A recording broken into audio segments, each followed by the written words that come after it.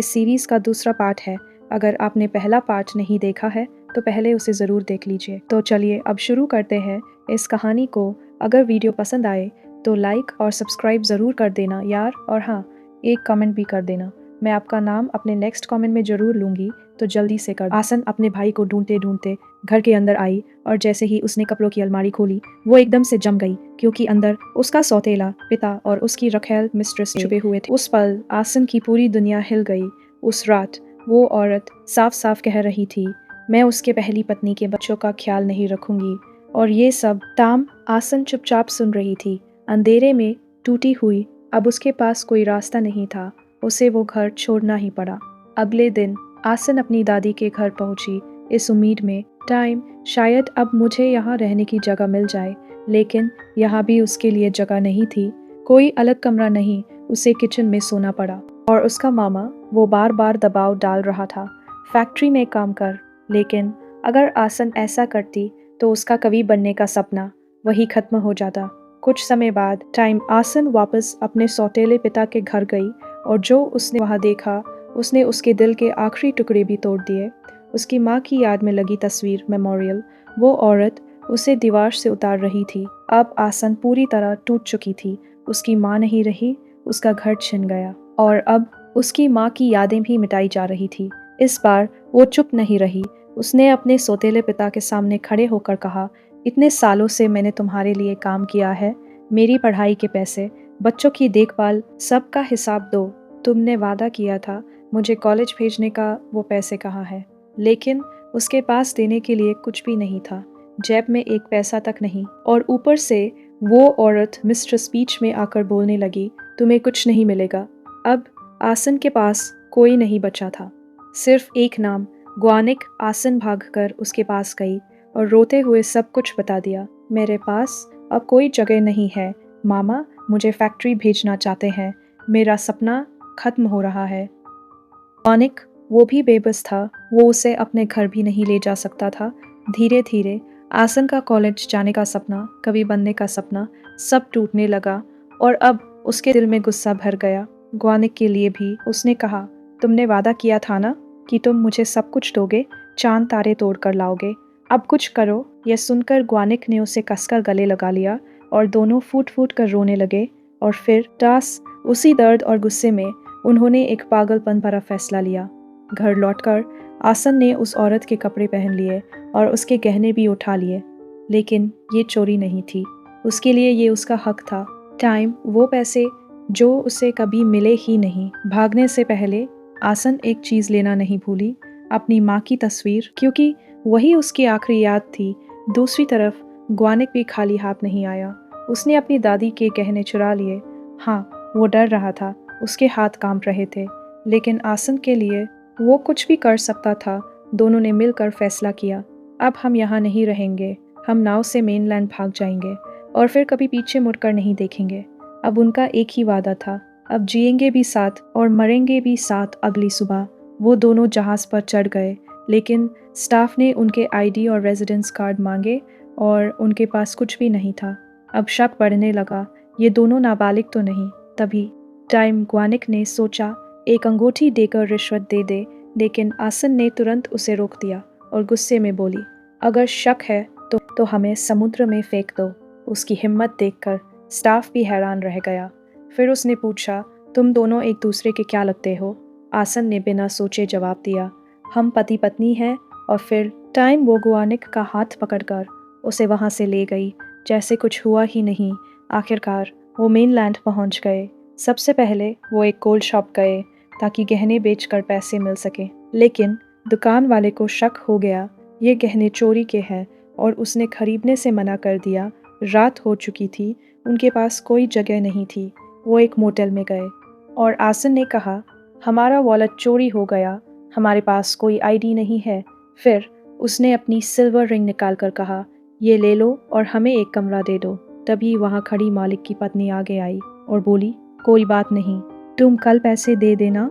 उसने उन्हें कमरे की चाबी दी और सिर्फ इतना ही नहीं, उनके लिए खाना भी तैयार किया और साथ में एक वाइन की बोतल भी।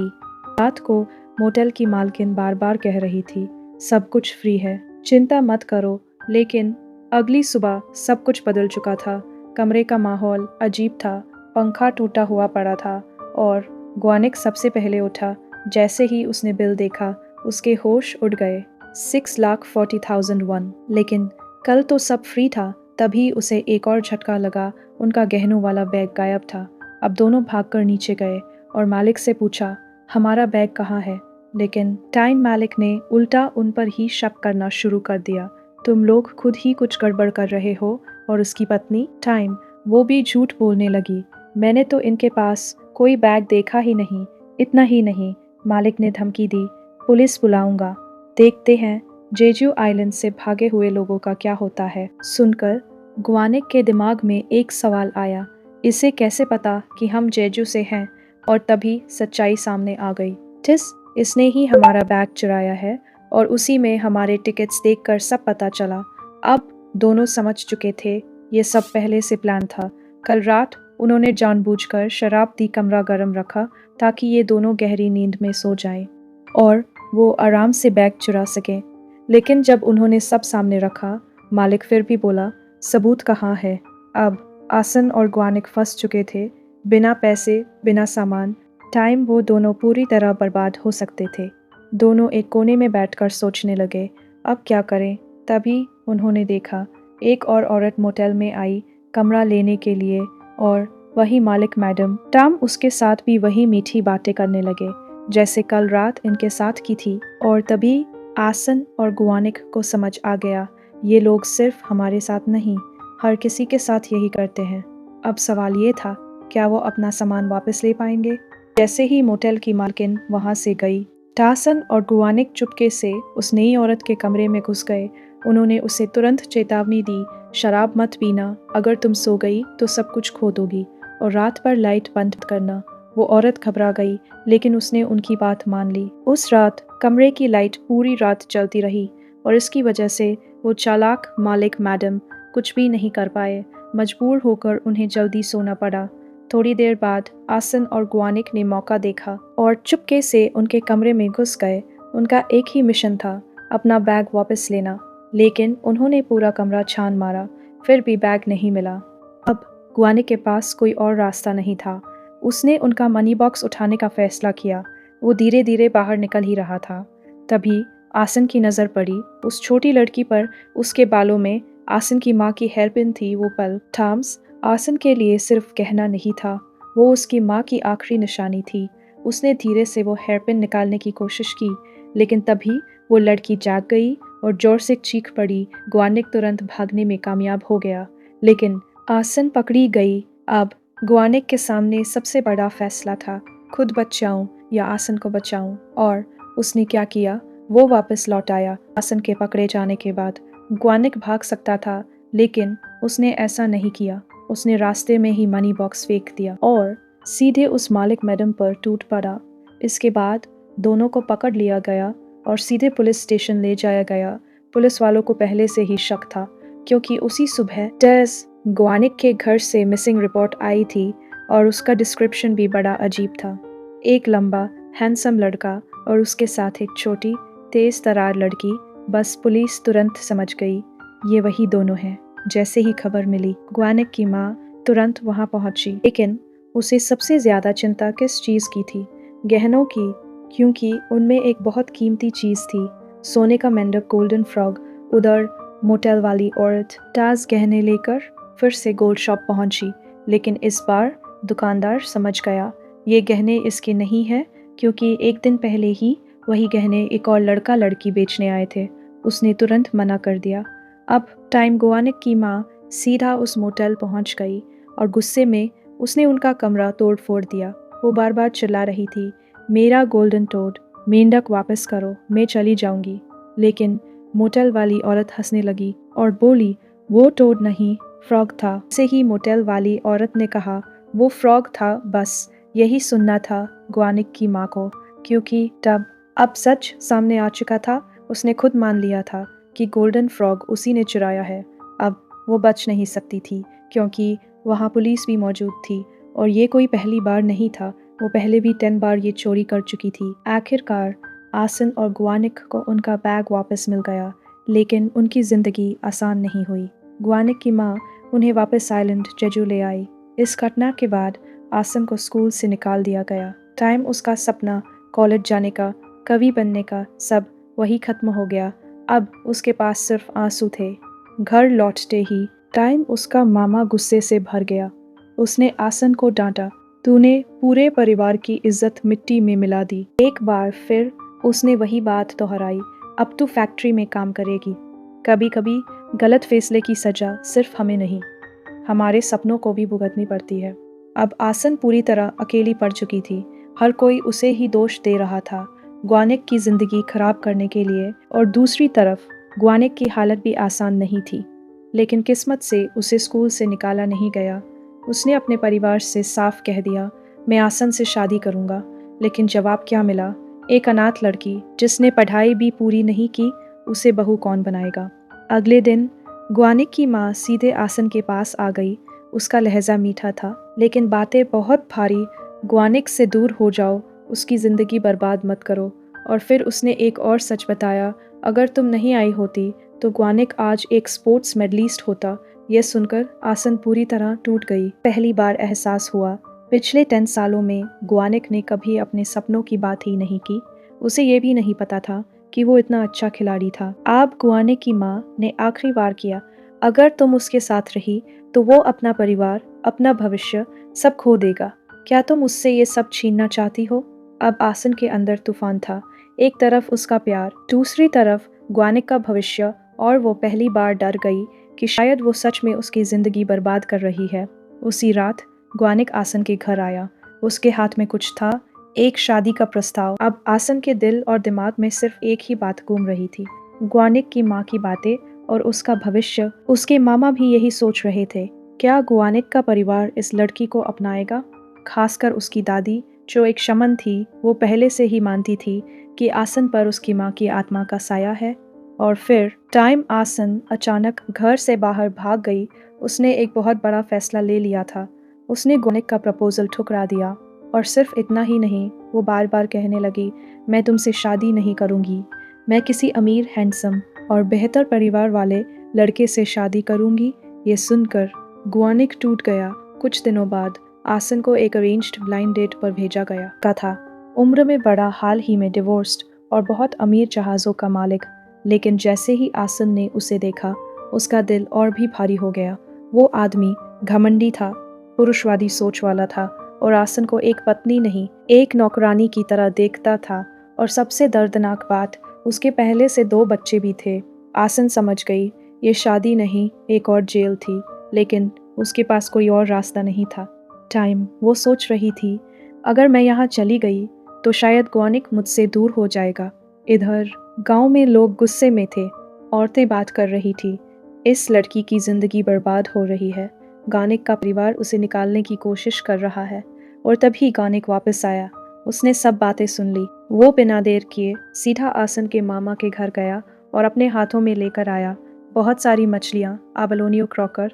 और फिर उसने कहा, मैं कभी उसे भूखा नहीं रहने दूंगा, मैं उसकी हर जिम्मेदारी उठाऊंगा। ग्वानिक पूरी तरह टूट चुका था। उसने साफ कह दिया, मैं उस आदमी से आसन की शादी कभी नहीं होने दूंगा। आसन समझदार थी, वो खूबसूरत थी, वो बोलने में भी तेज थी। तो फिर उसे 1-2 बार शादीशुदा आदमी से क्यों शादी करनी चाहिए? ग्वानिक गुस्से में बोला, तुम आसन को सही से समझ ही नहीं रहे। फिर तुमने उसे ग्वानिक से क्यों नहीं मिलाया? उसी बीच बोट ओनर टहन आसन के साथ डेट पर था। लेकिन जैसे ही उसे पता चला आसन का ग्वानिक के साथ रिश्ता है, तब उसका रवैया बदल गया। उसने घटिया सोच के साथ सवाल पूछने शुरू कर दिए, तुम दोनों उस रात साथ थे ना? क्या हुआ था? आजकल के कपल वैसे भी सब कुछ कर लेते हैं। वो आसन की इज्जत, वर्जिनिटी पर सवाल उठा रहा था। से में फट पड़ी, तुम्हें क्या मतलब है? और आयरनी ये थी, वही आदमी पहले से ही 2 शादियां और 2 बच्चे रखता था। तभी ग्वानिक वहां पहुंच गया। टाइम वो आसन को वापस ले जाना चाहता था, लेकिन आसन ने मना कर दिया। और फिर सरसों के फूलों के बीच ग्वानिक ने उसे शादी की अंगूठी पहनाने की कोशिश की, लेकिन आसन ने उसे रोक दिया और साफ इनकार कर दिया। उसने कहा, टाइम, मैं अब और भागना नहीं चाहती। तुम मेरे लिए क्या कर सकते हो? सिर्फ मछली बेचकर। वो अमीर आदमी मुझे कॉलेज भेज सकता है, मुझे कवि बना सकता है, ग्वानिक तुरंत बोला, टाइम्स मैं भी कर सकता हूँ। मैं ट्रेन पकड़ूंगा, मैं मेहनत करूंगा, ईंटें उठाऊंगा, मैं तुम्हारे सपने पूरे करूंगा। लेकिन आसन अब सुनना ही नहीं चाहती थी। उसने अपने हाथ से सोने की अंगूठी उतारी और सरसों के खेत में फेंक दी और फिर उसने कहा, मैं थक चुकी हूँ इस मुश्किल ज़िंदगी से। मैं अब आरामदायक ज़िंदगी चाहती हूँ। अगर मैं तुम्हारे साथ रहूँगी तो तुम्हारी माँ और दादी मुझे फिर से नीचा दिखाएंगी। ग्वानिक टूटकर रो पड़ा और उसने आखिर में फैसला किया, अगर आसन खुश है तो मैं उसे रोकूंगा नहीं। उसने उसे आज़ाद कर दिया। कभी कभी प्यार जीतता नहीं, बस किसी की खुशी के लिए खुद को खो देता है। कभी कभी इंसान के फैसले सही नहीं होते, लेकिन दिल हमेशा सच को याद रखता है। पूरा दिन आसन अपनी खोई हुई अंगूठी ढूंढती रही, लेकिन उसे कुछ भी नहीं मिला और फिर वो टूटकर रो पड़ी। वो उसकी और ग्वानिक की अधूरी मोहब्बत की निशानी थी। ग्वानिक को जहाज पर बैठा दिया गया। वो मेनलैंड जा रहा था। उसकी माँ और दादी उसे हाथ हिलाकर विदा कर रही थी, लेकिन ग्वानिक किसी को नहीं देख रहा था। उसकी आंखें सिर्फ आसन को ढूंढ रही थी। वो चाहता था कि आसन आए, उसे रोक ले और सब ठीक हो जाए। जहाज पर बैठे हुए उसके टीचर ने कहा, यह तुम्हारा चांस है, मेनलैंड जाकर तुम गोल्ड मेडल जीत सकते हो। लेकिन ग्वानिक ने जवाब दिया, टाइम, मुझे स्पोर्ट्स पसंद नहीं है। मैं 100 लैप्स सिर्फ आसन के लिए दौड़ा था, क्योंकि उसने कहा था वो मेनलैंड जाना चाहती है और मैं उसके सपनों के लिए दौड़ा था। टीचर चौंक गया, तो फिर तुम ये सब क्यों कर रहे हो? ग्वानिक चुप रहा, क्योंकि जवाब बहुत सिंपल था, आसन के बिना सब बेकार है। उधर दास आसन ताहुन के साथ शादी की तैयारी कर रही थी, लेकिन उसके दिल में सिर्फ ग्वानिक था। वो पुरानी यादें याद करने लगी। स्कूल में आसन से पूछा गया, तुम क्या बनना चाहती हो? उसने कहा था, मैं फिशिंग विलेज की चीफ बनना चाहती हूँ। और फिर प्रेसिडेंट। और फिर ग्वानिक से पूछा गया, तुम क्या बनना चाहते हो? उसने मासूमियत से कहा था, मैं फर्स्ट जेंटलमैन बनना चाहता हूँ। और सब हंस पड़े थे। इन्हीं यादों के बीच दास आसन को एहसास हुआ, मैं क्या कर रही हूँ। और फिर उसने एक बड़ा फैसला लिया। उसने ताहुन से शादी तोड़ दी। कभी कभी इंसान सही रास्ता तभी चुनता है जब दिल उसे सच दिखा देता है। 10 बजाए, ग्वानिक की ट्रेन चलने वाली थी। उधर आसन पूरी तरह टूट चुकी थी। टाइम बिना कुछ सोचे बारिश में बाहर भाग गई। आंसू और बारिश दोनों साथ गिर रहे थे। वो जानती थी ये उसकी आखिरी चांस है ग्वानिक को रोकने का। लेकिन जब वो स्टेशन पहुंची तब तक बहुत देर हो चुकी थी। ट्रेन धीरे धीरे दूर जा रही थी और आसन की आवाज़ उस विशाल आसमान में खो रही थी। वहाँ मौजूद हर कोई इस अधूरी मोहब्बत को देखकर दुखी था। लेकिन तभी ग्वानिक के दिल में कुछ हुआ। उसे आसन की आवाज़ सुनाई दी और उसने खिड़की से बाहर देखा। दूर एक छोटा सा चेहरा आसन का। ग्वानिक ने तुरंत चिल्लाया, ट्रेन रोक दो। लेकिन कप्तान ने मना कर दिया। अब ट्रेन को रोकना पॉसिबल नहीं था। ग्वानिक समझ गया, अगर ट्रेन नहीं रुकेगी तो मैं खुद जाऊंगा। और फिर उसने बिना सोचे चलती ट्रेन से छलांग लगा दी। टाइम पूरा स्टेशन हिल गया। लोग चीख उठे और फिर सबने देखा वो पानी में गिरा नहीं, बल्कि तैरने लगा। वो ऐसे तैर रहा था जैसे उसके अंदर सिर्फ एक ही चीज़ थी, आसन। लोग चिल्ला रहे थे, ये पागल है, इतनी दूर कोई कैसे तैर सकता है? लेकिन ग्वानिक नहीं रुका। वो तैरता रहा, थकान के बावजूद, टूटे हुए दिल के बावजूद, क्योंकि टाइम प्यार उसे हारने नहीं दे रहा था। आखिरकार वो किनारे पर पहुंच गया और सीधे आसन को गले लगा लिया। आसन रो रही थी, खुश भी थी और डर भी रही थी, लेकिन एक चीज़ साफ थी, अब वो दोनों साथ थे। कुछ समय बाद दोनों वेडिंग ड्रेस चुनने गए। ग्वानिक की माँ चाहती थी सिंपल कपड़े चुनो, पैसे बचाओ, लेकिन आसन चाहती थी एक सुंदर वाइट वेडिंग ड्रेस। और ग्वानिक ने क्या किया, उसने बिना सोचे कहा, जो तुम्हें पसंद है वही लो। और फिर दोनों बस मुस्कुराने लगे, बिना किसी डर के। टाइम बिना किसी रुकावट के। कभी कभी खुशियों के बाद आने वाला समय और भी ज़्यादा दर्द लेकर आता है। आसन और ग्वानिक की शादी तो हो गई। बहुत ही सिंपल लेकिन खुशहाल वेडिंग थी। लेकिन किसी को पीछे खड़ी ग्वानिक की माँ का गुस्सा नजर नहीं आया। वो बड़बड़ाई, अगर इनके पास इतने पैसे हैं बर्बाद करने के लिए तो ये अलग ही क्यों नहीं हो जाते। कुछ समय बाद सच सामने आया। शादी के समय ही आसन प्रेग्नेंट थी। ये वही पल था जब दोनों घर छोड़कर भागे थे और लोग सोचने लगे, क्या ये सब उस रात के शराब वाले मोटेल की वजह से हुआ? लेकिन शादी के बाद आसन की खुशियाँ ज़्यादा दिन नहीं चली कि माँ और दादी अब और ज़्यादा कठोर हो गई। उन्होंने आसन को मजबूर किया 108 बार घुटनों के बल झुककर प्रार्थना करने के लिए। गर्मियों की तपती धूप में आसन वहीं बैठी रही। उसके घुटने दर्द से टूट रहे थे, लेकिन उसे उठने भी नहीं दिया गया। और सबसे दर्दनाक बात, टाइम्स उसे धमकी दी गई, ग्वानिक को इस बारे में कुछ मत बताना। आसन टूट चुकी थी, लेकिन फिर भी उसने कहा, मैं उसे परेशान नहीं करना चाहती, मैं ये सब छुपा लूंगी। उसी समय दादी पीछे पीछे चलती रही और आसन पर लाल दाल रेड बीन्स फेंकती रही। ये सब एक तरह का सुपरस्टिशन था, लेकिन आसन के लिए ये मानसिक टॉर्चर बन चुका था। आसन चाहकर भी कुछ नहीं कर सकती थी। वो अब सिर्फ एक पत्नी नहीं थी, बल्कि एक ऐसे घर में थी जहाँ प्यार था, लेकिन स्वीकार्यता नहीं थी। जब आसन अकेली होती, टॉक उसके दिल में बहुत सवाल उठते थे। क्या मेरी माँ की आत्मा सच में मेरे पीछे है? क्यों मुझे हर समय लाल दाल से डराया जाता है? अगर मेरी माँ मुझसे मिलने आई हो तो क्या गलत है? अब आसन की एक बेटी थी, गुमयांग, लगभग 3 साल के, लेकिन शादी के बाद उसकी जिंदगी कभी आसान नहीं रही। एक दिन आसन अपनी माँ के पुराने घर गई, लेकिन वहाँ सब कुछ बदल चुका था। उसकी मौसी और सौतेला पिता वहाँ से जाने की तैयारी कर रहे थे। जाने से पहले मौसी ने गुमयांग को एक छोटी सी साइकिल दी और पुराने कपड़ों का एक बंडल भी। उस रात टाइम सास को पता चला कि आसन अपने मायके से सामान लाई है और वो गुस्से में भर गई। आसन ने कहा, ये सब मैंने अपने 5 साल के काम के बदले लिया है। पुराने कपड़े और कॉस्मेटिक्स सब ब्रांडेड थे। जब सास ने आसन की शादी वाली ड्रेस देखी तो उसे जलन हुई और वो उसे फेंकना चाहती थी, लेकिन ग्वानिक ने उसे बचा लिया क्योंकि उस ड्रेस में उसकी यादें थी। अब बात आई साइकिल की। दादी चाहती थी कि उसे बेच दिया जाए और बदले में मिठाई ले ली जाए, लेकिन आसन चाहती थी कि उसकी बेटी वही साइकिल चलाए और दुनिया देखे। लेकिन वो बोल नहीं पाई क्योंकि घर में उसकी आवाज़ कमज़ोर थी। आसन के मन में सिर्फ एक सपना था, मेरी बेटी सिर्फ किचन में ना फंसे, वो बाहर जाए, खेले, सीखे और आज़ाद रहे। वो सिर्फ टेबल सजाना ना सीखे, बल्कि ज़रूरत पड़े तो टेबल पलटना भी सीखे। अगले दिन ग्वानिक ने बिना कुछ कहे वो साइकिल घर के बाहर रख दी। ये उसका साइलेंट प्रोटेस्ट था टाइम कि ये चीज़ अब छीनी नहीं जाएगी। ये साफ था कि उस परिवार में बेटों को ज़्यादा महत्व दिया जाता था, बेटियों को कम। लेकिन इस बार कुछ बदल रहा था। टाइम ग्वानिक ने पहली बार अपनी माँ के सामने आवाज़ उठाई। उसने कहा, मैं भी उसी टेबल पर बैठकर खाना चाहता हूँ। और यही देखकर आसन के दिल में पहली बार उम्मीद जगी। एक दिन आसन को पता चला उसकी बेटी गुमयांग के लिए एक सेरेमनी हो रही है। उसे फीमेल डाइवर बनाने की तैयारी थी। ये वही खतरनाक रास्ता था जिससे आसन पूरी जिंदगी बचना चाहती थी। और फिर आसन खुद को रोक नहीं पाई। उसने पूरा सेरेमनी टेबल पलट दिया। पहली बार था जब सबने उसे इतना गुस्से में देखा। वो चिल्लाई, मैं अपनी बेटी को इस रास्ते पर नहीं जाने दूंगी। लेकिन तभी उसकी सास ने उसे रोकने की कोशिश की और गुस्से में टाइम उसने आसन को जोरदार थप्पड़ मारा।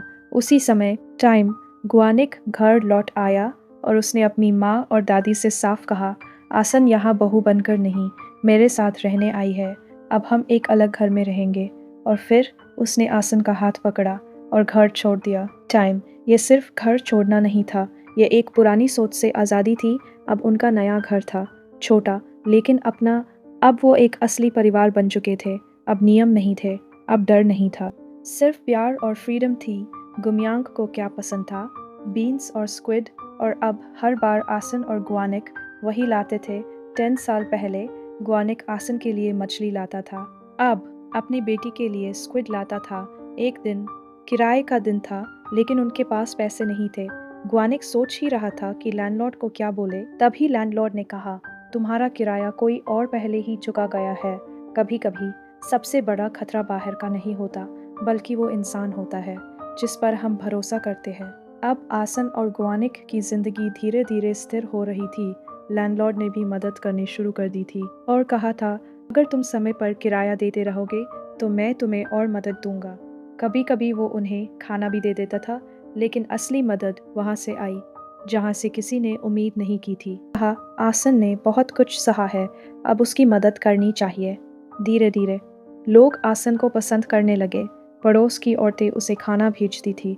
लेकिन फिर सब कुछ बदलने लगा। आसन फिर से प्रेग्नेंट हो गई, लेकिन इस बार खुशियाँ कम और चिंता ज़्यादा थी। एक दिन गुआनिक घर लौटा, उसके हाथ में बैंडेज था, दाग। आसन तुरंत गुस्सा हो गई, तुम ऐसे हालत में काम क्यों कर रहे हो? लेकिन गुआनिक चुप रहा, क्योंकि वो नहीं चाहता था कि आसन परेशान हो। वो सिर्फ पैसे कमाने में लगा था, लेकिन आसन को कुछ गलत लगने लगा। गुआनिक अक्सर थका हुआ रहने लगा, उसके शरीर पर चोट के निशान थे। और फिर सच सामने आया, बोट ओनर था ताहुन, वही आदमी जिससे आसन ने शादी तोड़ दी थी। आसन समझ गई, कुछ बहुत गलत हो रहा है। आसन सीधे ताहुन के घर गई, लेकिन वो घर पर नहीं था। वहाँ सिर्फ उसकी पत्नी थी और देखकर आसन डर गई। उसके चेहरे पर चोट के निशान थे। पत्नी ने धीरे धीरे बताया, ताहुन बहुत गुस्सैल है, वो अक्सर गुआनिक को मारता है। आसन को समझ आ गया, डांस असली समस्या ताहुन था। उधर गुआनिक काम खत्म करके घर जाना चाहता था, लेकिन ताहुन उसे रोक देता था। वो उसे जाने नहीं देता था और लगातार उसे दबाव में रखता था। कभी कभी जिंदगी में सबसे बड़ा बोझ सिर्फ पैसा नहीं होता, बल्कि अपनों की सुरक्षा होती है। गुआनिक अब मजबूर था। ताहुन उसे जबरदस्ती काम पर रखता था और उसे नाव चलाने के लिए दबाव डालता था, लेकिन गुआनिक ने साफ मना कर दिया, मैं अब ये काम नहीं करूँगा, मैं घर जाना चाहता हूँ। ताहुन गुस्से में आ गया, उसने गुआनिक का सामान छीन लिया और उस पर हमला कर दिया। गुआनिक खुद को बचाने की कोशिश कर रहा था, लेकिन ताहुन लगातार उसे मारता रहा। उसी समय तासन वहां पहुंच गई। उसने जोर से चिल्लाया, रुको, और बिना सोचे गुआनिक का हाथ पकड़कर उसे वहां से बाहर खींच लिया। उसने कहा, तुम अब इस आदमी के लिए काम नहीं करोगे। जाते जाते तासन ने गुस्से में पीछे मुड़कर ताहुन को लात भी मारी, लेकिन समस्या खत्म नहीं हुई थी। ताहुन पूरे इलाके के बोट्स को कंट्रोल करता था। अब गुआनिक को कोई काम नहीं दे रहा था। दूर होकर उसे कंस्ट्रक्शन साइट पर काम करना पड़ा, लेकिन वहाँ भी जिंदगी आसान नहीं थी। भारी मेहनत, लगातार चोटें और कम कमाई। कई बार उसे काम भी नहीं मिलता था और वो खाली बैठकर सोचता था, मैं अपने परिवार के लिए क्या करूं? आसन उसे समझाती थी, ये सिर्फ एक छुट्टी है, हम मिलकर सब ठीक कर लेंगे। और वो खुद भी काम करने की कोशिश करती थी। लेकिन एक और बड़ी सच्चाई थी, अब परिवार में नया बच्चा आने वाला था, खर्चे बढ़ रहे थे और हालत और मुश्किल होती जा रही थी। आसन मजबूरी में अपनी दादी के पास गई। वो पैसे मांगना नहीं चाहती थी, लेकिन हालात बहुत खराब थे और तभी उसकी दादी खुद उसके घर आ गई। दादी ने आसन को बहुत बड़ा पैसा दिया। ये वही पैसा था जो उसने सालों पहले बचाया था और छुपा कर रखा था, ताकि उसका बेटा आसन का माम उसे ना ले ले। और फिर सच्चाई सामने आई। उनकी माँ गुआंग्री ने मरने से पहले कहा था, अगर आसन कभी बहुत मुश्किल में हो तो उसकी मदद करना। और यही कारण था कि दादी चुपचाप इंतज़ार कर रही थी, क्योंकि वो जानती थी आसन कभी खुद मदद नहीं मांगेगी। दादी ने कहा, अगर आज मैं तुम्हारी मदद कर रही हूँ तो अब मैं चैन से मर सकती हूँ।